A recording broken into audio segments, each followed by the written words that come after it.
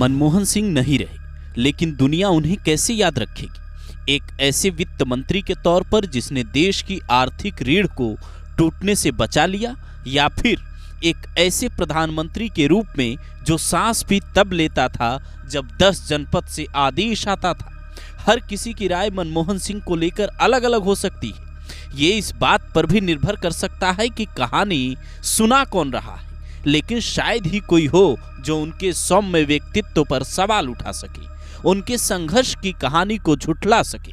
उनके न रहते हुए ये कहना गलत नहीं होगा कि उनके जैसा इंसान लाखों में नहीं बल्कि करोड़ों में एक होता है। पाकिस्तान में पैदा हुए मनमोहन ने देश की आजादी देखी, देश के बंटवारे का दंश व्यक्तिगत तौर पर झेला, पढ़ाई लिखाई कर इस काबिल बने कि देश की तरक्की में बड़ा योगदान दे सके। मनमोहन सिंह का बचपन भयंकर अभावों में गुजरा। पंजाब के जिस गांव इलाके में उनका परिवार रहता था वो इतना पिछड़ा था कि गांव में न तो बिजली थी और न ही स्कूल। मनमोहन सिंह मीलों चलकर स्कूल पढ़ने जाया करते थे, किरोसिन से जलने वाले लैंप में पढ़ाई करते थे, पर मेहनत करते गए तो एक दिन कैम्ब्रिज में पढ़ने का मौका उन्हें मिला। उन दिनों के बारे में ये भी कहा जाता है कि मनमोहन सिंह के पास पैसे कम हुआ करते थे तो पूरा दिन केवल एक आध चॉकलेट खाकर गुजार दिया करते थे। वैसे तो देश के पूर्व प्रधानमंत्री पीवी नरसिम्हा राव मनमोहन सिंह को राजनीति में लेकर आए थे, पर दशकों पहले आजादी के बाद 1962 में जवाहरलाल नेहरू ने पहली बार उन्हें अपनी सरकार में शामिल होने का न्योता दिया था। लेकिन मनमोहन सिंह ने इसे स्वीकार नहीं किया क्योंकि वो अमृतसर के कॉलेज में टीचर की नौकरी नहीं छोड़ना चाहते थे। अब 90 का वो शुरुआती दौर याद कीजिए जिसके बारे में सोचकर ही घबराहट होती है। पीवी नरसिम्हा राव की सरकार हुआ करती थी, मनमोहन सिंह वित्त मंत्री थे। भारत के पास मात्र 5.80 अरब डॉलर का विदेशी मुद्रा भंडार बचा था, जिससे सिर्फ 15 दिनों का ही आयात संभव था। कंगाली की दशा में भारत ने IMF और यूरोपीय देशों से मदद की गुहार लगाई, लेकिन किसी ने नहीं सुनी। पर मनमोहन सिंह ने एक चमत्कारी फॉर्मूला इजाद किया जिसके दम पर देश की तस्वीर और तकदीर दोनों बदल गई। उस वक्त बतौर वित्त मंत्री मनमोहन सिंह ने LPG यानी लिबरलाइजेशन, प्राइवेटाइजेशन और ग्लोबलाइजेशन का ऐसा मॉडल देश के सामने रखा जो देश की आर्थिक सेहत के लिए मास्टर स्ट्रोक साबित हुआ। विदेशी कंपनियों के साथ साथ प्राइवेट कंपनियों को भी भारत में काम करने का ऐसा मौका मिला कि फिर हमने कभी पीछे मुड़कर नहीं देखा। एक अर्थशास्त्री के तौर पर मनमोहन सिंह के लिए ये बहुत बड़ी उपलब्धि रही।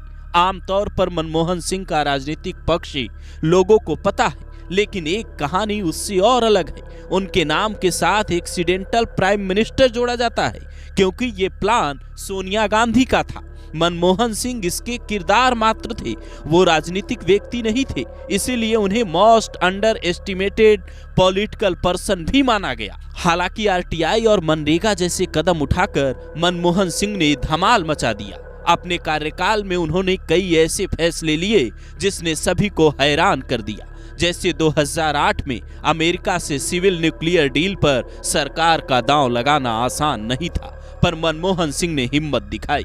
साल 2009 में मनमोहन सिंह के सामने बीजेपी ने लाल कृष्ण आडवाणी को खड़ा किया। उन्हें कमजोर प्रधानमंत्री साबित करने की कोशिश की गई। ब्लैक मनी का मुद्दा गरमाया, लेकिन बावजूद इसके मनमोहन सिंह साल 2009 में दोबारा प्रधानमंत्री बने। तमाम मौकों पर मनमोहन सिंह पर सियासी तंज कसे जाते रहे। उन्हें पपेट PM तक कहा गया, लेकिन डॉक्टर साहब ने कभी भी इस आलोचना पर अपनी मर्यादा पार नहीं की। यहाँ तक कि जवाब अगर दिया तो इतने मृदुल स्वभाव से कि सामने वाला भी हैरान रह गया। सियासत में ऐसा आमतौर पर होता नहीं है, पर मनमोहन सिंह के साथ ये खास बात थी। मनमोहन सिंह राजनीति में तो थे, लेकिन राजनीति उनके अंदर नहीं थी। यही वजह थी कि कभी चुनाव जीतकर वो संसद या विधानसभा नहीं पहुंच पाए। हालांकि साल 1999 का लोकसभा चुनाव उन्होंने भले ही साउथ दिल्ली सीट से लड़ा, पर चुनाव में लाखों का पार्टी फंड भी उन्हें जीत नहीं दिला सकी। इसके बाद साल 2004 में सोनिया गांधी के लाख कहने के बावजूद उन्होंने चुनाव नहीं लड़ा और ना ही उसके बाद कभी इस बारे में सोचा। पर एक अर्थशास्त्री बिना किसी राजनीतिक पृष्ठभूमि के प्रधानमंत्री के पद पर जरूर बैठा, और न सिर्फ कुर्सी पर बैठा बल्कि 10 साल तक लगातार आधिकारिक तौर पर अपनी सरकार चलाई। जवाहरलाल नेहरू के बाद मनमोहन सिंह ही दूसरे प्रधानमंत्री रहे जो पहले फुल टर्म के बाद दूसरी बार 5 सालों तक सरकार चला पाए। भारतीय इतिहास में उन्हें पहले सिख प्रधानमंत्री होने का गौरव भी हासिल है। उनके हिस्से कामयाबियों के ऐसे कई तमगे हैं, सियासी छिटाकशी भी उसका एक अभिन्न हिस्सा है। पर आज जब वो हमारे बीच नहीं है तो उनके योगदान को याद करते हुए उन्हें अंतिम विदाई देना चाहिए। ये देश हमेशा डॉक्टर साहब को याद रखेगा, उनके कामों की सराहना करता रहेगा। आप मनमोहन सिंह को किस तरह से याद करते हैं, हमें कमेंट करके जरूर बताइए।